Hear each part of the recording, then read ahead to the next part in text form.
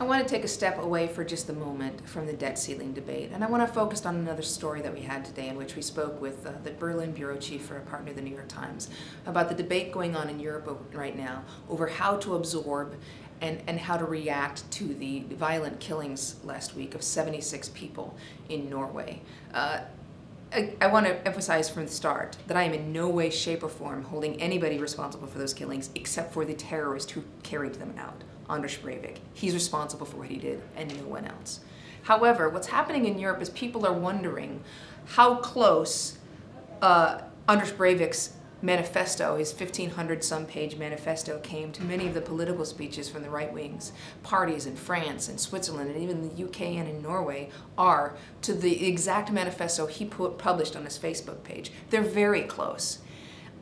No innocent politician is responsible for what Breivik did. Breivik is responsible for what he did. But I find it kind of odd that everyone's trying to distance themselves from their own words at this point, or pretend that that's not what they meant. We had this exact same conversation after Jared Lee Loughner shot several people and killed 6 of them in Tucson, Arizona. We had this exact same conversation, if you remember, after the Oklahoma City bombings carried out by Timothy McVeigh.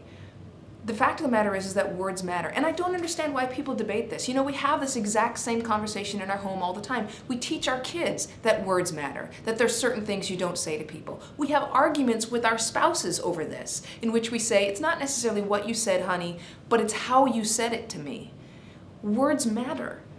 And the way you say things matter. And although nobody is responsible for the violence that we saw in Norway except for the person who actually carried it out, nobody made him do that except for himself. At the same time, if you've made a statement which was purposely intended to incite people or enrage people or make them angry, you should stand behind that. Number one, you should understand that that's what you're doing and maybe consider whether or not you should do it on both sides of the argument, right wing or left wing or any wing. And you should stand behind it once you've said it. Admit it if it was a mistake, or stand behind it if you think that it was right. Words matter, and that's my take.